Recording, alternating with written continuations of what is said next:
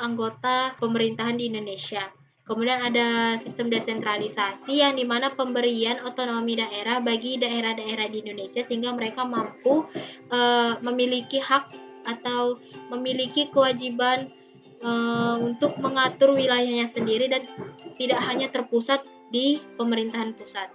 Kemudian ada kebebasan pers dan berpendapat, di mana dengan adanya sistem ini terjadi peningkatan kebebasan sipil yang di mana masyarakat Indonesia mampu menyuarakan pendapat mereka melalui wakil-wakil daerah. Walaupun mengalami kemajuan seperti ini, masih banyak juga tantangan-tantangan yang dialami oleh bangsa Indonesia di masa-masa reformasi ini hingga sampai sekarang, yang dimana seperti korupsi yang dilakukan oleh aparat-aparat negara dan ketimpangan sosial antara warga negara yang berstatus lebih tinggi dengan warga negara yang statusnya di bawah mereka. Hal ini masih menjadi perhatian hingga sampai sekarang, yang dimana sangat menunjukkan bagaimana kondisi Indonesia itu belum sepenuhnya membaik mulai dari masa reformasi setelah pergantian dari Orde Baru. Selanjutnya yaitu materi pertemuan kelima hingga keenam, yaitu konsep filsafat dan Pancasila sebagai sistem filsafat. Yang pertama yaitu dimulai dari konsep filsafat. Filsafat sendiri berasal dari bahasa Yunani yaitu philos yang artinya cinta dan sophia yang artinya kebijaksanaan. Dengan secara sederhana dapat kita artikan bahwa filsafat itu merupakan cinta kebijaksanaan. Dan secara lebih kompleksnya, filsafat merupakan kegiatan berpikir kritis, logis, mendalam, dan sistematis untuk memahami hakikat segala sesuatu, baik itu manusia, alam, pengetahuan, maupun kehidupan di muka bumi ini. Tujuan dari filsafat sendiri yaitu mencari kebenaran yang mendasar dan menyeluruh atau universal dan bukan hanya sekedar fakta empiris saja. Beberapa contoh-contoh dari cabang filsafat itu ada metafisika atau hakikat realitas, ada epistemologi atau hakikat pengetahuan, ada aksiologi yaitu nilai etika dan estetika, dan ada juga logika yang dimana yaitu cara berpikir yang benar. Selanjutnya yaitu bagaimana Pancasila sebagai sistem filsafat. Pancasila sebagai sistem filsafat tidak hanya dipahami sebagai dasar negara saja, tetapi juga sebagai sistem nilai dan pandangan hidup bangsa Indonesia dalam menjalani pemerintahannya. Sebagai sistem filsafat, Pancasila ini memiliki ontologi yang dimana berpijak pada hakikat manusia sebagai makhluk ciptaan Tuhan, sebagai makhluk sosial, dan sebagai makhluk individual juga. Kemudian juga berpijak pada epistemologi, yaitu dimana menyusun pengetahuan melalui nilai-nilai luhur bangsa dan musyawarah mufakat. Dan yang ketiga yaitu berpijak pada aksiologi yang dimana mengandung nilai-nilai moral seperti keadilan, kemanusiaan, dan gotong royong. Yang ketiga yaitu bagaimana Pancasila sebagai suatu sistem. Pancasila sebagai suatu sistem ini dapat kita lihat di mana Pancasila terdiri dari 5 sila yang saling berkaitan satu sama lain, baik itu dari maknanya maupun dari nilai-nilainya sendiri. 5 sila Pancasila ini membentuk satu kesatuan utuh yang bersifat sistematis dan hierarkis piramidal, mulai dari sila pertama yang menjadi dasar dari sila-sila berikutnya, dari sila-sila 1, 2, 3, 4, dan 5. Jadi masing-masing sila ini tidak akan bisa berdiri sendiri. Satu sila memperkuat sila yang lain dan menjadi dasar bagi sila-sila yang lain juga. Pancasila sebagai sistem menjadi dasar dalam penyelenggaraan negara, hukum, dan kehidupan bermasyarakat di Indonesia, sehingga kehidupan bermasyarakat Indonesia dapat berjalan secara teratur, aman, tentram, dan tidak menimbulkan kekhawatiran publik. Yang keempat yaitu nilai-nilai Pancasila sebagai suatu sistem. Nilai-nilai Pancasila sebagai suatu sistem dapat kita lihat dari masing-masing sila, yaitu yang pertama dari sila pertama, ketuhanan yang Maha Esa. Kita dapat mengambil nilai religius dan spiritualitas dari sila pertama ini, yang dimana manusia itu harus menjalani kehidupannya menurut dengan ajaran agamanya, menurut dengan bagaimana apa yang dikehendaki oleh Tuhannya. Kemudian yaitu dari sila kedua, kemanusiaan yang adil dan beradab, di mana kita dapat mengambil nilai kemanusiaan dan keadilan universal. Dan dari sila ketiga, yaitu persatuan Indonesia, kita dapat mengambil nilai nasionalisme dan integrasi bangsa, di mana masyarakat Indonesia harus memiliki nilai nasionalisme dan cinta tanah air, serta memiliki rasa sosialisasi yang tinggi antara satu dengan yang lain sesama bangsa Indonesia. Kemudian dari sila keempat, kerakyatan yang dipimpin oleh hikmat kebijaksanaan dalam permusyawaratan perwakilan, kita dapat mengambil nilai demokrasi dan musyawarah dari sila ini, di mana dari sila ini kita diajarkan untuk melakukan atau sebelum mengambil keputusan itu harus ada musyawarah, harus ada demokrasi, harus ada seperti rapat-rapat atau penyelesaian masalah bersama, dan mendengarkan pendapat dari berbagai pihak, dan kemudian disimpulkan menjadi satu, di mana diperoleh satu keputusan yang didukung oleh semua pihak. Kemudian dari sila kelima kita dapat mengambil nilai kesejahteraan dan pemerataan hak maupun kewajiban bagi setiap warga negara. Kelima nilai-nilai atau kelima sila ini memiliki nilai-nilai yang saling berkaitan dan membentuk sistem etika dan norma sosial dalam kehidupan berbangsa dan bernegara di Indonesia. Selanjutnya yaitu materi pada pertemuan ke-7 dan 8, yaitu mengenai pengertian dan konsep etika dan Pancasila sebagai sistem etika. Jadi etika ini berasal dari bahasa Yunani yaitu ethos, yang berarti kebiasaan, watak, atau cara hidup manusia. Ya, jadi secara sederhana etika ini dapat kita artikan sebagai cabang filsafat yang membahas baik dan benar, buruk dan salah, serta dasar-dasar moral dalam tindakan manusia di dalam kehidupannya. Etika ini memiliki berbagai jenis.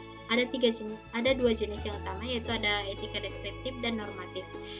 Di dalam etika deskriptif kita itu mengamati dan menjelaskan perilaku moral apa adanya sesuai dengan yang kita lihat. Sedangkan etika normatif ini menentukan apa yang seharusnya dilakukan, atau etika normatif ini menjadi pedoman nilai bagi kehidupan.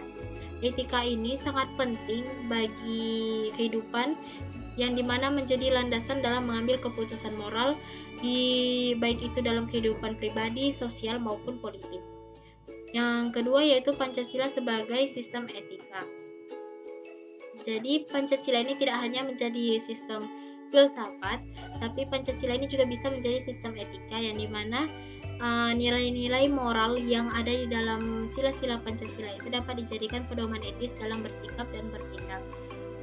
Seperti dalam sila pertama terdapat etika keimanan dan tanggung jawab kita kepada Tuhan, di mana kita harus memenuhi panggilan-panggilan Tuhan dan tetap hidup sesuai dengan ajaran agamanya masing-masing. Kemudian dalam sila kedua kita dapat mengambil nilai etika kemanusiaan dan penghormatan terhadap hak-hak asasi manusia. Yang ketiga yaitu ada dalam sila ketiga kita dapat mengambil etika persatuan dan anti diskriminasi antar masyarakat Indonesia, antar sesama masyarakat ataupun manusia. Yang keempat yaitu dari dalam sila keempat kita dapat mengambil etika demokrasi dan musyawarah untuk menyelesaikan suatu permasalahan yang ada. Kemudian dari sila kelima kita dapat mengambil nilai etika keadilan dan kepedulian sosial terhadap sesama, dan sebisa mungkin untuk tidak mengabaikan apa yang dibutuhkan oleh sesama kita. Selagi masih bisa membantu, kita harus berusaha untuk bisa membantu dan tidak memihak salah satu pihak yang salah ataupun benar, dan bersikap lebih netral dalam menyelesaikan segala sesuatu. Yang ketiga itu Pancasila sebagai etika politik. Pancasila sebagai etika politik ini berkaitan dengan moralitas dalam praktik kekuasaan dan pemerintahan, yang dimana yang pertama itu pemerintah bertindak berdasarkan nilai-nilai Pancasila seperti keadilan, kemanusiaan, dan musyawarah.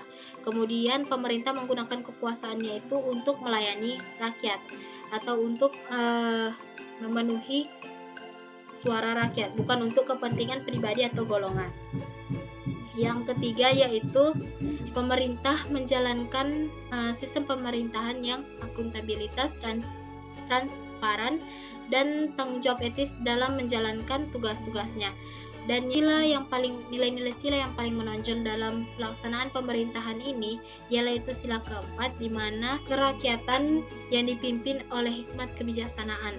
Yang di mana dalam sila keempat ini sangat menonjol sekali dimensi etika politik, yang dimana segala sesuatunya itu dilakukan untuk kesejahteraan rakyat. Selanjutnya yaitu bagaimana etika politik di Indonesia. Etika politik di Indonesia itu merupakan penerapan prinsip etis dalam konteks politik Indonesia yang berakar pada nilai-nilai Pancasila tadi dan budaya-budaya bangsa yang ada di Indonesia. Ciri khas dari etika politik di Indonesia ini dapat kita lihat dari kebiasaan warga Indonesia yang sangat suka gotong royong, bermusyawarah, dan keadilan sosial. Dan kebiasaan ini lebih menonjol di masa-masa sebelum modernisasi ini. Kemudian yaitu menjunjung tinggi kepentingan nasional di atas kepentingan individu atau golongan, dan lalu mengedepankan nilai persatuan dan demokrasi Pancasila, bukan nilai-nilai liberalisme atau otoritarianisme. Lalu ada etika politik yang harus menuntun semua aktor-aktor politik dalam pemerintahan, partai, atau perwakilan rakyat agar tidak menyalahgunakan kekuasaannya untuk hal-hal yang melenceng seperti korupsi dan berbagai hal-hal melenceng lainnya. Ya, selanjutnya yaitu adalah legitimasi etis, yang berarti kekuasaan atau kepemimpinan dianggap sah secara moral karena berdasarkan nilai dan prinsip yang adil dan baik. Bukan hanya sekedar menang secara prosedural seperti lewat pemilu, namun juga memiliki moral dan bertanggung jawab atas apa yang sudah ia terima dari usaha-usaha yang dilakukannya. Dalam konteks Indonesia, kekuasaan ini akan dianggap sah jika sesuai dengan Pancasila, aspirasi rakyat, dan menjunjung etika publik. Yang terakhir yaitu bagaimana legitimasi etis, legalitas, dan sosiologi. Legalitas itu merupakan kekuasaan sah secara hukum formal, yang dimana ia dipilih melalui pemilu atau lewat undang-undang ataupun hukum-hukum lainnya. Kemudian ada legitimasi sosiologis, yang dimana kekuasaan ini diterima oleh masyarakat karena dianggap wajar atau sesuai dengan kebiasaan yang ada di daerah tersebut. Kemudian legitimasi etis, yang berarti itu kekuasaan dinilai bermoral dan adil dan tidak hanya berdasarkan hukum atau kebiasaan saja. Idealnya suatu pemerintahan itu memiliki ketiga nilai-nilai ini, yaitu ada legalitas, yaitu sesuai dengan hukum, sosiologis, yaitu diterima oleh masyarakat, dan etis, di mana menjunjung nilai moral dan Pancasila. Selanjutnya yaitu materi ke-10 dan materi pertemuan ke-10 dan ke-11, yaitu mengenai ideologi. Yang pertama itu pengertian dan makna dari ideologi. Ideologi ini berasal dari kata idea dan logos. Idea yang berarti gagasan dan logos yang berarti ilmu. Secara sederhana, ideologi dapat kita artikan sebagai kumpulan gagasan-gagasan, nilai atau cita-cita yang membentuk dasar dan arah suatu sistem kehidupan. Ideologi ini menjadi pandangan hidup yang menyeluruh dan sistematis mengenai nilai-nilai dasar yang ingin diwujudkan dalam kehidupan berbangsa dan bernegara. Makna biologi itu bisa meliputi pedoman dalam berpikir dan bertindak, bisa bermakna landasan untuk menyatukan masyarakat untuk tujuan bersama, bisa juga bermakna sebagai identitas dan ciri khas suatu bangsa. Selanjutnya yaitu bagaimana fungsi ideologi.